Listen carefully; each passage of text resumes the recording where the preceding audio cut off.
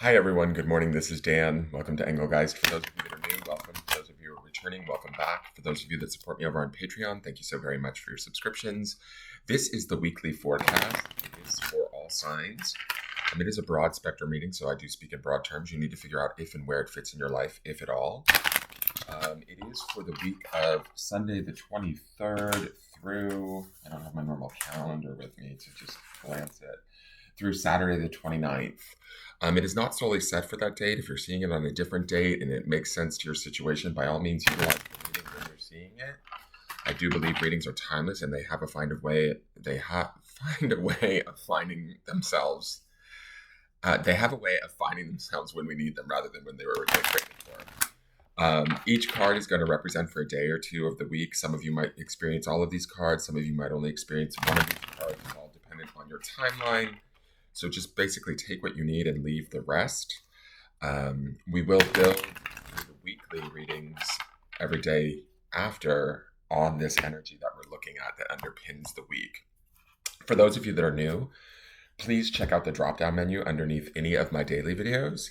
In there is just some housekeeping rules, things I want you to think about when utilizing the channel, what decks I'm using for the reading, how to follow me on social media or request a private reading from me either via Instagram or my Facebook business page.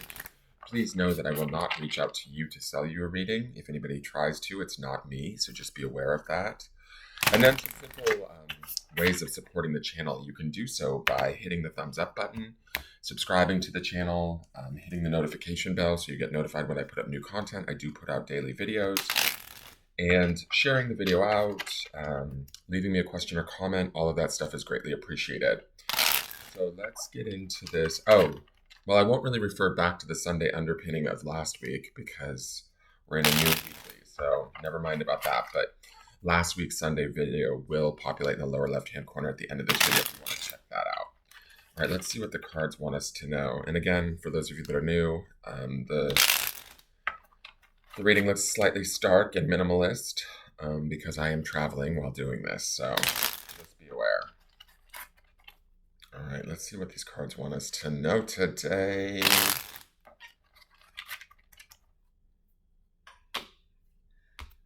Okay, so for the beginning of the week, we have Queen of Pentacles. Not mad at her. I kind of love her. She seems a little bit adamant would be a good word. There's like this determination on her face. She's definitely pointed towards the future. The Queen of Pentacles is going to be associated with Earth, obviously, because she's Pentacles, but she's a queen, so she also associates with the aspect of the emotions too. How she feels about something is what she's going to create, right? She is a manifester. She's a provider. She's a nurturer, but a very earthy, like giver goddess, Mother Earth kind of energy. She's going to be us empowered, probably more than likely showing up empowered in this sense of taking care of ourselves, I'm going to say, maybe those around us, nurturing those around us also, but doing so from a place of strength, power, groundedness. I like actually that she's showing up here because we've just entered into Taurus, and she would definitely be associated with the sign of Taurus being a Pentacles card, but the feminine, more nurturing side of Taurus, right? To me, Taurus is more of a masculine kind of energy just in general because it's represented by the bull. But with the Queen of Pentacles here, she is the best aspects of feminine strength, right? Feminine power, feminine creativity. Whatever it is that we want, we need to set our sights on it. We need to understand that we deserve it because this is a queen, right? She understands what she wants and what she deserves. I do this adamant feeling. I kind of get a little bit of almost disdain from her face. There might be something that we're looking at that isn't quite making us happy. So we're assessing maybe how we need to change it, what we need to do, or what steps we need to take in our 3D world, in our day-to-day world, to begin to make the changes that work in our favor, that empower us, that bring us what it is that we do want rather than what it is that we don't want. The Queen of Pentacles is going to do so in a loving manner, but she's not going to tiptoe, let's just say, right? She's not going to hide her desires or what it is that she wants or what it is that she's trying to create. I would also say too with the Queen of Pentacles, she's a very collaborative energy. So if we find ourselves collaborating or nurturing friendships, relationships, business partnerships during this time, I wouldn't be surprised. And she's going to be productive. She's going to be, for lack of a better word, like fruitful or fertile. Like she's going to bring ideas, concepts, um, options to the table. And I mean, if this is just an energy that we're dealing with, be prepared for opportunities coming from her to create whatever it is that we want in our life and to channel that sort of empowered energy. Let's look at the midweek. The midweek is the Two of Cups. Not mad at that. What a sweet card. Two of Cups is oftentimes, in my perception, one of the most romantic cards of the deck. I love that it's kind of giving me Pisces symbolism with the two fish sort of swimming in two different directions. The Two of Cups can be about deepening of relationships, especially at an emotional level. It could be the relationship to the self. I want to see what the third card is for this week, but I'm getting this sense with the Queen of Pentacles there. I'm not so sure that we're not, I don't want to say coming to terms, but dedicating ourselves or committing ourselves in a way to a truth within us that helps us to create a better relationship with ourselves and then thus with the world around us, if that makes sense, right? This Two of Cups can represent relationships outside of ourselves and the mirroring effect, the kind of harmony and the sort of love or soulmate aspect of that, you know. And if soulmates don't have to always be romantic, it can be friends, it can be, you know, people that support us. And the Queen of Pentacles would be about supporting others, right? But I also think that there could be just this idea or sense of how we support ourselves. And when we're focusing on that, or as we're expressing that, feeling our way through that, exploring that more, we're not only better able to support ourselves and go after our own happiness, we emanate that out into the world. And that has a ripple effect, right? And so we may find that our relationships get a little bit more deep or expressive or honest, right? In a good way, is my feeling. The Two of Cups is definitely a loving, nurturing, connected card. So, and I think the earthiness of this Queen of Pentacles also, she grounds us and connects us to the earth and what's going on around us in a very deep way. So I like that where this is going. It might be just the effect of Taurian energy, but it does definitely connect us in a way that's loving, compassionate, kind, and expansive in a way. And the last card is the Nine of Wands, or the Nine of Fire.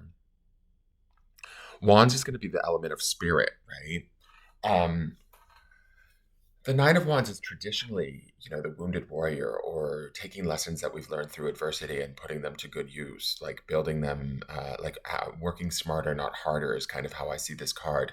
To me, though, when I'm looking at the actual design of this card, I feel like she's pulling out new ideas with those stars. There's something about those stars emanating from, like, her pulling them up out of nothing, that there is some sort of an inspiration. Nines are also about personal completions. So we may be completing a cycle or coming to terms with a cycle this week, looking at how it is versus how we want it to be, and then actually feeling our way and working our way towards making decisions to make that kind of happen. I get this sense with this Nine of Wands, and this is not a traditional Nine of Wands meaning, but this particular card with the design, there's a little bit of magician going on here. I almost feel like she's giving me, like, pulling rabbit out of a hat energy, right? With these stars. She's, and also the representation star card is one of my favorite cards of the deck. The star is the sense of peace, harmony, healing, self-awareness, right?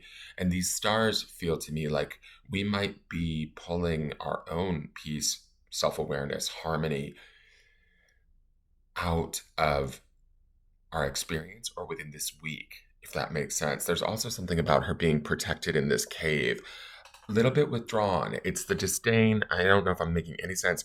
It's this sort of distance that I feel with her. Like she's kind of backed up and going like, oh, are you going to do that today? Okay, let me make my decision from here. It gives me this feeling of putting ourselves first,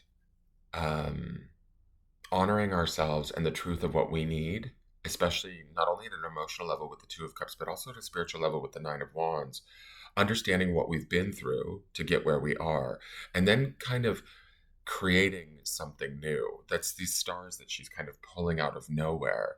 To me, it's like we're creating um, a new harmony. Maybe it's only within ourselves. Harmony is very much the Two of Cups too. So maybe there's a settling or a harmony that's about to come to us this week that enables us to kind of look at experiences that we've been through and then begin to create something new, something inspired, something that we're passionate about, that we're desirous of. But I don't know why this Nine of Wands is giving me like this idea of there's work to be had at the end of this week. It's creative work. It's solo work. I do get this feeling, even with the Two of Cups in the center here, that we're like, it's like the choices that we're making or the work that we're doing is for ourselves ultimately, and it will have a benefit or positive effect on ourselves, but it also does affect how we are in the world, how we relate in the world, how we connect in the world. To me, these stars are almost to a truth or an honesty within ourselves that we're pulling out, if that makes sense. Maybe through our experiences, through our hardships, but wherever it's coming from, we're becoming aware of it, and then we're working with it, and we're making sort of magic. I get this sense of magician from her, which is not traditional, but I do feel like she's almost creating something out of nothing, becoming more self-aware. And in that self-awareness, she's able to channel her spirit, her desire, her education in a way into something beautiful, bright, individual, shining, all of that stuff. Let's go to the Rose Oracle. Ooh, okay, hey. It's rapture, sensuality, love, devotion, romance, ecstasy, and pleasure. It's interesting that we have the Two of Cups here. I'm not going to say, I feel like this is a love affair with ourselves, guys. I know my readings tend to be focused on my viewer rather than another party. I do feel like as we harness and cultivate the relationship with the self, that emanates out into the world around us. The Nine of Wands is about personal completion. It's about, and the Queen of Pentacles is, I just feel like that's us channeling our strength this week, our wisdom, our discernment in how to be strong, stable, productive, how to manifest what it is we desire, what it is we feel, what it is we want. This rapture card to me feels like this is a moment of, the rapture is almost like these stars coming out of nowhere. It's like the realization of, oh my God, I understand why I went through that. So now that I can create this. And from this creation, I find myself better connected in a sense of love, not only for maybe those around me, but also for myself. That's kind of the rapture. The rapture is almost like an awakening or I was going to say come to Jesus moment, but I don't feel like this is a come to Jesus moment. But it's like a self-awareness moment that brings us bliss, that brings us harmony, that brings us happiness, that opens like a new chapter or aspect to ourselves and what it is that we desire, and the creation of that and the empowerment of the creation of that, right? Let's go to the clarifiers. Who who is it? My favorite card, the Star. That's this star energy that we see here in this Nine of Wands. The Star is Aquarian energy. It's about the greater collective, but it's also about a self-awareness, a peace within oneself. It always follows the Tower, which was yesterday's last clarifier. So this star is the peace after the disruption or after the shift that maybe, although it was unexpected, there is a peace, there is a healing, there is a tranquility that comes, a settling, so to speak, in a way. And I don't mean like settling for something less than us, a settling where the dust settles. We become grounded again. We become in harmony again with with ourselves, with our surroundings. That's the Queen of Pentacles. With ourselves, with our surroundings, it's the Two of Pentacles. And then we begin to create with the Nine of Wands. And we use this star energy to harmonize ourselves and then begin to create forward in this sort of rapturous way. I hope I'm making sense, y'all. All right, here's the Nine of Cups. Oh my God. I'm just going to go for the third one because this is like a kind of incredible reading. And the Nine of Pentacles. Oh my God, let's all go to Vegas. We got double nines, people, and the star. Nine of Cups is, okay. All right. Queen of Pentacles is like the Nine of Pentacles. The Two of Cups is like the Nine of Cups. There's like a sort of energy connection between them. We've got this blending of earth and water, which are very complementary to one another. They lift each other up. They support one another. Through this Two of Cups, we achieve this independence of the Nine of Pentacles. Does that make sense? And through this channeling of our own Queen of Pentacles, our own nurturing nature, taking care of ourselves first and foremost, and then letting that emanate out into where we are in the real world or how we operate within the real world, bringing us more harmony, more peace. That brings about the Nine of Cups, which is this, again, this sense of, actually, we have 3 nines. I just realized it's 999. It brings us this sense of peace, this sense of tranquility, this sense of independence, this sense of, dare I say it, all is right with the world this week. I mean, I'm interested to see. I knock on wood because I don't want to jinx us, but this feels like a very beautiful, connected week to have those conversations with ourselves about what it is we do want, how it is we do feel, what it is we do deserve, and really truly understand, feel that at a profound, deep level, and allow those feelings, that knowing, that awareness to indicate the actions that we take and the sort of strength and independence and beauty that we feel in who we are, in what we do, and quite frankly, in how we do it. That is your reading for this week. I look forward to seeing how this energy changes throughout the week. This should be an incredible week, guys. Prepare to be really beautifully empowered. Please hit the thumbs up button if you enjoyed the reading. Subscribe to my channel if you're new, and hit the notification bell. Share the video out with anybody who you feel needs to see this right now. And leave me a question or comment. I look forward to seeing you all tomorrow. Thank you so much and take care. Bye-bye.